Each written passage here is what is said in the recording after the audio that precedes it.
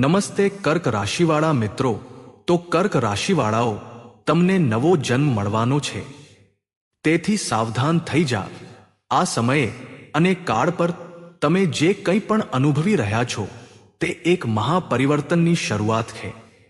આંતરિક અને બાહ્ય બદલાવની સૌથી મોટી લહેર તમે અનુભવી રહ્યા છો. તમે અમને કમેન્ટ કરીને જણાવજો કે આ સમયે તમે બેચેની અને ગભરાટનો અનુભવ કરી રહ્યા છો. તમારા મનમાં થોડો ઘણો ડર પણ છે. સાથે ને સાથે ઊંઘવામાં પરેશાની અને ખાવા પીવાનું પણ ઓછું થઈ ગયું છે.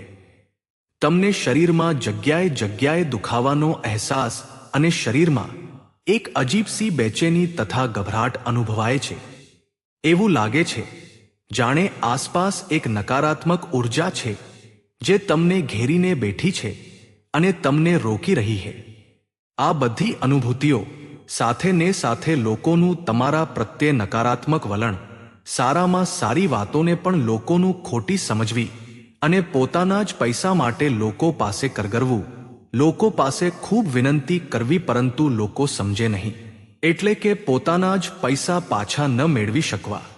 આ બધી પરિસ્થિતિઓ આ સમયે તમે અનુભવી રહ્યા છો. તમારા કાર્યસ્થળ પર પણ તમે સંઘર્ષ અનુભવી રહ્યા છો, પરંતુ તમારા અંતર્મનમાં જે કંઈ ચાલી રહ્યું છે તેને તમે સમજી નથી રહ્યા. તમે હંમેશા એ જ વિચારો છો કે ના જાણે કેમ તમને એક ખાલીપો, એક બેચેની, એક ગભરાટ, પરંતુ એકાંતમાં સુખ શાંતિનો અનુભવ, ધર્મ પ્રત્યે રુચિ. કારણ કે લગ્નમાં બેઠા છે ગુરુ અને સાથે બેઠા છે સૂર્ય દેવતા, સાથે ને સાથે તમારો રાશિ સ્વામી તમારા ચતુર્થ ભાવમાં બેઠો છે, એટલે કે ચંદ્રમા. કહેવાનો અર્થ એ છે કે તમારે સમજવાની જરૂર છે કે તમે આવું કેમ અનુભવી રહ્યા છો. આની સાથે જ 5 મોટા અને પ્રભાવશાળી સંકેતો છે જે તમને મળી રહ્યા છે પરંતુ તમે ઓળખી નથી રહ્યા. આ પણ તમને જણાવીશું. જ્યોતિષીય કારણો અને આધ્યાત્મિક કારણો સાથે સમજાવીશું. સાથે જ 5 મોટી ભવિષ્યવાણીઓ જે આ સમયના ગ્રહ ગોચર પર આધારિત છે. યાદ રાખજો કર્ક રાશિવાળાઓ, તમારા લગ્નમાં ગુરુ અને તમારા નવમ ભાવમાં શનિ બેઠા છે. આ નાની વાત નથી. બંને જ ગુરુ છે. તમને એ જ્ઞાન આપવા માંગે છે જે તમારા જન્મના ઉદ્દેશ્યને પૂર્ણ કરશે. આ કાર્યક્રમને અંત સુધી જોશો તો બધું સમજી જશો. ચાલો ધ્યાનથી સાંભળો કયા છે એ સંકેતો, પછી આગળ વધીએ. પરંતુ તે પહેલા જો તમને આજનો વિડીયો પસંદ આવે તો વિડીયોને લાઈક જરૂર કરજો, કારણ કે તમારી એક લાઈક અમને આવા વિડીયો બનાવવા માટે પ્રોત્સાહન આપે છે. અને કોમેન્ટ બોક્સમાં સાચા દિલથી જય શનિદેવ જરૂર લખી દેજો, જેથી તમને શનિદેવના આશીર્વાદ મળી શકે. તેમજ આવા વિડીયો દરરોજ સૌથી પહેલા જોવા માટે આપણી ચેનલને સબસ્ક્રાઇબ કરી બેલ આઇકોનને ઓન જરૂર કરી લેજો. તો ચાલો કર્ક રાશિવાળા મિત્રો, વિડીયોમાં આગળ વધીએ. મહાપરિવર્તનના 5 આધ્યાત્મિક સંકેતો. પહેલો સંકેત, બધું પરાયું લાગવું. સૌથી પહેલો સંકેત જે તમે આ સમયે અનુભવી રહ્યા છો તે આધ્યાત્મિક સંકેત છે. તો થોડું ઊંડાણપૂર્વક સમજજો. તમારા દિલ પર હાથ રાખીને કહેજો કે છેલ્લા કેટલાક સમયથી, એટલે કે એકાદ મહિનાથી કે પછી 15 દિવસથી કે થોડા સમયથી તમે એ અનુભવી રહ્યા છો કે તમારું જીવન જ જાણે પરાયું છે. એટલે કે ઘર એ જ છે, લોકો એ જ છે, સંસાર એ જ છે, જીવનની પરિસ્થિતિઓ એ જ છે, બધું જ એ છે. પરંતુ તમને એવું લાગે છે જાણે બધું પરાયું છે. આ સંસારમાં તમારું કોઈ કામ જ નથી. તમારામાં એવો ભાવ ઉત્પન્ન થઈ રહ્યો છે કે જીવનમાંથી પોતાપણું સમાપ્ત થતું જાય છે.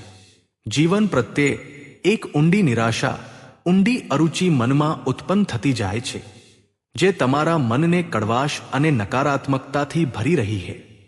આનું આધ્યાત્મિક કારણ શું છે?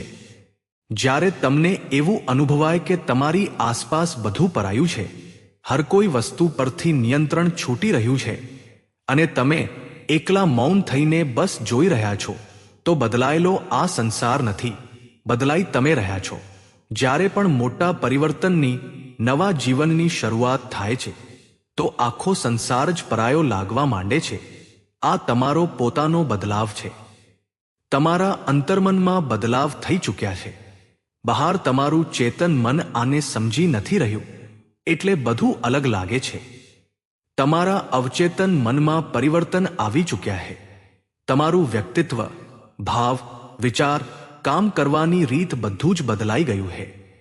આ એકલતાનો અહેસાસ એ વાતનું પ્રમાણ છે કે તમારા જીવનમાં હવે મહાપરિવર્તનની શરૂઆત થઈ ચૂકી છે. બીજો સંકેત, કારણ વગર મન દુઃખી થવું. બીજો સંકેત આનાથી પણ વધુ મહત્વપૂર્ણ છે. આને ઇગ્નોર ન કરતા. વગર કોઈ કારણે મન દુઃખી થઈ જવું, આંખોમાંથી આંસુ છલકાઈ આવવા, એકાંતમાં બેસીને જૂની ઘટનાઓ અને જૂના સંબંધો વિચારીને દુઃખી થવું, અચાનક મન ભરાઈ આવવું, ગળું રૂંધાઈ જવું. આ ઊંડા દુઃખને અધ્યાત્મમાં આત્માની શુદ્ધિ અથવા રેચન કહેવામાં આવે છે. યોગીઓ અને ઋષિઓએ આને રેચન કહ્યું છે. રેચનનો અર્થ છે તમારા અંતર્મનમાં જે કંઈ ભરેલું છે તે ઉભરાઈને બહાર આવવા લાગે. જ્યારે કોઈ વાસણ પહેલાથી જ ભરેલું હોય તો એમાં નવું કઈ રીતે ભરશો? એટલે જૂના અનુભવો અને ભાવ આંસુઓ તથા દુઃખના રૂપમાં બહાર નીકળી રહ્યા છે, જેથી અંદર એક ખાલીપો બને અને તેમાં નવી ઊર્જા ભરાઈ શકે. ત્રીજો સંકેત, લોકોનું સાથ છોડીને જવું. કેટલાક લોકો જે પહેલા તમારી સાથે જોડાયેલા હતા, પ્રેમ કરતા હતા, અચાનક એવું શું થઈ ગયું કે તેઓ તમારા શત્રુ જેવા થઈ ગયા. તમારી સાથે દુશ્મન જેવું વર્તન કરવા લાગ્યા, તમારાથી દૂર ભાગવા લાગ્યા. તમે સમજી જ નથી શકતા કે તમારી ભૂલ શું હતી. સમજો કે એ ઇન્સાનનો તમારી સાથે રહેવાનો ઉદ્દેશ્ય પૂર્ણ થઈ ચૂક્યો છે. આ વિધિનો નિયમ છે કે દરેક વ્યક્તિ એક આધ્યાત્મિક કારણસર આપણા જીવનમાં આવે છે. ઉદ્દેશ્ય પૂરો થતાં જ તે જતો રહે છે. બ્રહ્માંડને તમારા ભાવ સાથે કોઈ લેવા દેવા નથી. તેનો ઉદ્દેશ્ય તમારી આધ્યાત્મિક ચેતનાને જાગૃત કરવાનો છે. તે વ્યક્તિ તમને નવો પાઠ શીખવવા આવ્યો હતો. સાથે જ તમારી આસપાસ રહેલી દિવ્ય આત્માઓ અને પિતૃઓ જાણે જાણે એવા લોકોને તમારાથી દૂર કરી દે છે જેઓનું આધ્યાત્મિક સ્તર તમારાથી નીચું છે. તેથી હવે તે વ્યક્તિ જશે જ, તેને રોકી નહીં શકાય. ચોથો સંકેત, ઈશ્વર કે આધ્યાત્મ તરફ ઊંડો ઝુકાવ. આધ્યાત્મિકતા અને આત્મા તરફ ઊંડો ઝુકાવ તથા આકર્ષણ અનુભવવું. મંત્ર સાંભળતા જ મન શાંત થઈ જવું, મંત્ર ઉચ્ચારણથી શાંતિ મળવી. જ્યારે પણ દુઃખી કે પરેશાન થાવ ત્યારે મનમાં એવો ભાવ આવવો કે પોતાના આરાધ્ય, પોતાના ભગવાન તરફ ચાલો, મંદિર ચાલો, ત્યાં સુખ મળશે અને મળે પણ છે. આ ઊંડો આધ્યાત્મિક ઝુકાવ એ વાતનું પ્રમાણ છે કે તમે અંદરથી શુદ્ધ અને પરિપક્વ થઈ ચૂક્યા છો. પાંચમો સંકેત, છઠ્ઠી ઇન્દ્રિય જાગૃત થવી.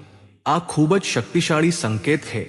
કોઈ વ્યક્તિ તમારી સામે આવે કે બોલે એ પહેલા જ તમને અનુભવ થઈ જાય કે તે શું કહેવા માંગે છે કે કેમ આવ્યો છે.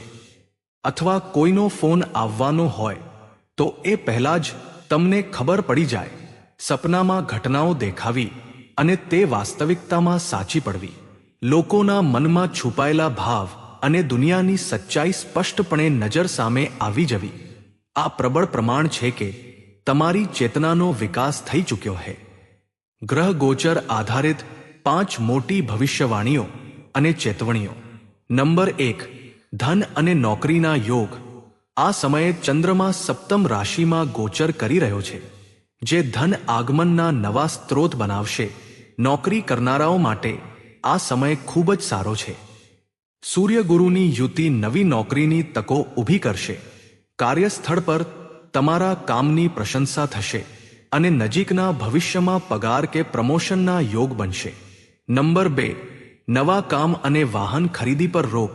સમય અને કાળને જોતા આ સમયે કોઈ નવું વાહન ન ખરીદવું, નવો બિઝનેસ શરૂ ન કરવો કે ઘર બદલવું નહીં, કારણ કે આ મહિનો ચતુર્માસથી પ્રભાવિત છે. આ સમયે પૂજાપાઠ અને અનુષ્ઠાન કરવા શુભ છે. નંબર 3, ઈર્ષાળુ લોકો અને નકારાત્મકતાથી સાવધાન. કેટલાક લોકો તમારાથી બળશે, તમારી ચાડી ચુગલી કરશે. આવા લોકોથી અને તેમની હાયાથી પણ દૂર રહેવું. તેઓ નકારાત્મકતા કે તંત્ર મંત્ર દ્વારા તમને બંધનમાં નાખી શકે છે. નંબર 4, વાણી પર નિયંત્રણ અને સકારાત્મક અફર્મેશન્સ. તમારી ભાષા પર કંટ્રોલ રાખો. પોતાના માટે પણ ક્યારેય નકારાત્મક ન બોલો, જેમ કે મારી કિસ્મત જ ખરાબ છે. સવારનો અદ્ભુત પ્રયોગ. સવારે ઉઠીને બંને હથેળીઓ જોઈને કરાગ્રે વસ્તે લક્ષ્મી શ્લોક બોલો, ચહેરા પર હાથ ફેરવો અને 15 મિનિટ શાંત બેસીને મૌન રહો.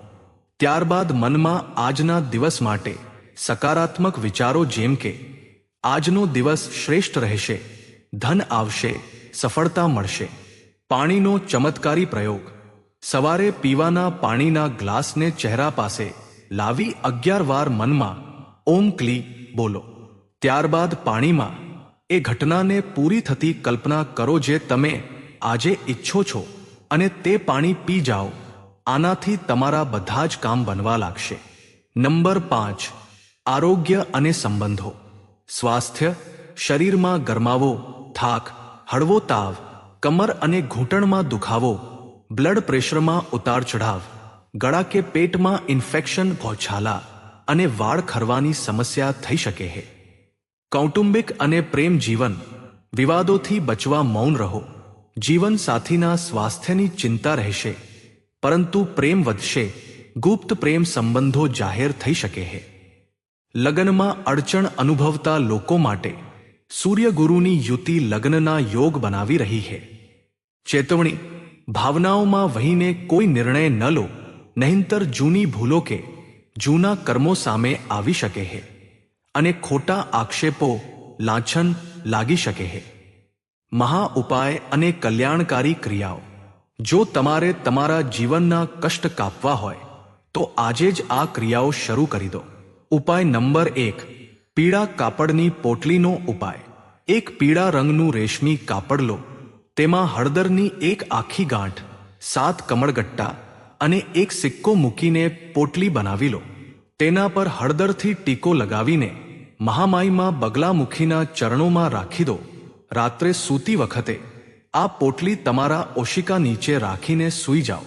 ઉપાય નંબર 2, હનુમાનજીનો અચૂક 11 દિવસનો પ્રયોગ. એક નાગરવેલનું પાન લો. તેના પર એક આખી પુરુષ સોપારી રાખો.